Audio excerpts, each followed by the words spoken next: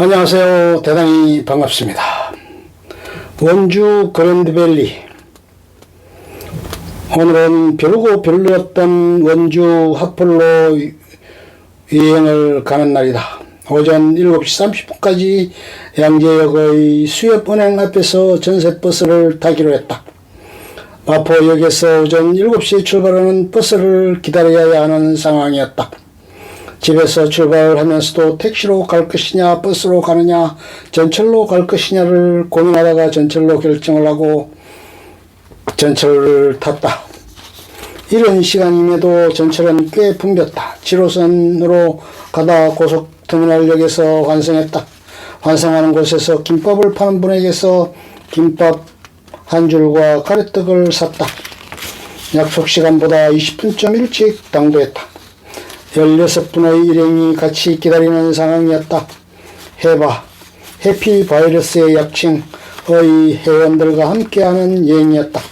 지난달에도 충청 대청호 쪽의 여행 일정이 예정되었었는데 다른 일정으로 참석을 하지 못해 아쉬움이 있었다. 아내와 나는 처음 이번 여행을 가는 셈이었다. 양재역 부근은 화창한 5월의 휴일이라 여행객들로 인산인해를 이루는 모양새였다. 관광버스들이 줄을 지어 정차해 있었고 서로 좋은 자리를 차지하기 위해 또는 출발하고 진입하는 차들로 인해 아수라장이었다.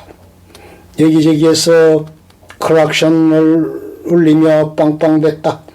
한참 시끄럽고 혼란스러운 상황이었는데 금세 버스들이 떠나고 나자 언제 그랬냐는 듯이 한산해지고 조용해졌다. 정시에 마포역을 거쳐서 오는 버스가 도착해서 버스에 승차했다. 16명의 일행이 형형색색의 나들이 옷에 배낭을 메고 모자를 쓰고 버스에 탑승했다.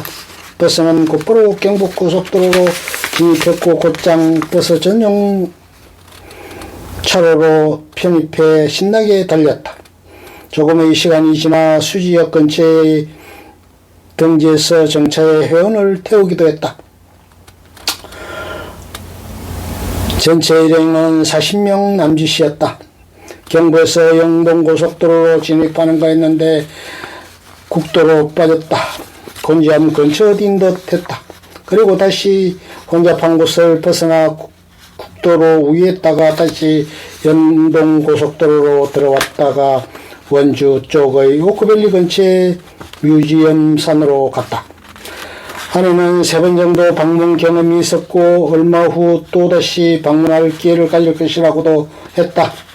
안도 다다오라는 일본 건축가의 건축물이었고 제임스 터렐이란 이의 작품도 있었다. 미술관, 영상관 등이 있었고 팔도의 돌로 만들어진 조그만 돌무덤 같은 것이 여러 개 있었다. 미술관이 3곳 있었고 백남중관도 있었다. 박수건의 작품도 전시되어져 있었다. 이미 제주도의 방주교회, 수풍석 박물관, 포도호텔 등 안도 다다오의 작품을 본 경험이 있는 탓에 그리 낯설게 느껴지지는 않았다. 11시쯤 도착해서 1시간 정도의 관람 시간이 있었다. 막판에는 시간이 남아 카페 같은 곳에서 차를 마시기도 했다. 뮤지엄 산을 관람한 후 다시 버스로 이동해 중식을 하러 갔다. 식사 장소는 묵향이라는 식당이었다. 예약 없이 40명의 단체 손님이 갑작스럽게 들이닥치게 되니 식당에서도 정신없이 바쁘게 움직였다. 메뉴는 찰밥과 곤드레밥 2종류였다. 주문을 각자 받았고 회원별로 메뉴를 선택했다. 나는 찰밥을, 아내는 곤드레밥을 선택했다. 식사 전에 막걸리를 한잔 했다. 옆좌석에는 벌써 식사가 끝나가는데 우리 쪽은 밑반찬도 나오지 않은 상황이 벌어졌다. 안주로 꿀떡과 두부요리를 구워서 먼저 맛보았다. 식사 시간 중에 식당의 스마트폰 충전기에 충전을 했다. 배터리가 32% 수준이었다. 뮤지엄 산 등에서 너무 사진 촬영, 동영상 촬영 등을 많이 한 탓으로 보였다. 예비 배터리를 가져오는 불찰이 있었다. 막걸리는 회원 4인당 한 병꼴이었다. 출렁다리로 올라가는 길이 걱정되기도 했지만 막무가내로 막걸리로 목을 죽였다. 해바 회원 대부분은 교직이나 교육청에 근무한 경험자로 구성되었거나 그들의 배우자였다. 곧 음식이 나왔고 식사를 했다. 돌솥밥을 빈 그릇에 옮기고 물을 부어 둔 후 식사 후 누룽지를 긁어먹는 식이었다. 식사를 마치고 버스에 올랐다. 식당은 오크밸리 골프장 인근이었다. 건너편으로 라운딩을 즐기는 골프들을 볼 수 있었다. 삼성가의 사람이 오크밸리를 유럽풍으로 설계하고 만들었다는 소문을 들은 바 있었고 예전 그 골프텔에서 하루를 유숙한 적도 있었다.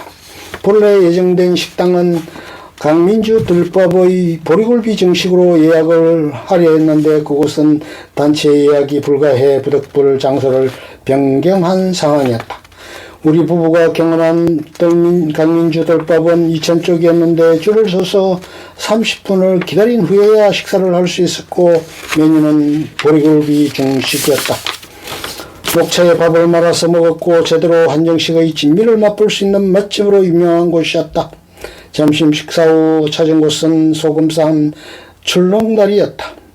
간현 관광지로 얘기되는 곳이었는데 출렁다리, 잔도, 스카이타워, 울렁다리, 하산 코스였다. 먼저 578 계단을 올라야 출렁다리로 갈 수 있었다. 2018년에 개장이 되었고 아직도 현장 공사를 하고 있는 모습이 군데군데 눈에 띄었다. 버스에서는 해바 회장님과 총무님이 해바 글귀가 새겨진 마스크를 한 사람당 4장씩 나누어 주었다. 흰색과 검정색 두 종류였다. 또한 아침 식사용으로 삶은 계란 등을 나눠주기도 했다. 계단을 오른 후 잔도 700m를 거치면 출렁다리가 나왔다.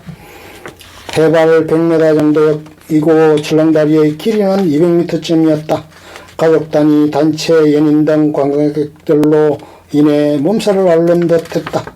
입장권을 끊는 곳에서는 전자식으로 전체 입장객을 제한하고 있었고 현재까지 입장객 수가 전광판에 표시가 되었다. 출렁다리는 흔들림이 크게 느껴질 정도는 아니었지만 약간의 진동이 있었다. 다시 산길을 좀 지난 후 스카이타워에 당도했다. 단양에 있는 스카이타워를 연상케 했다.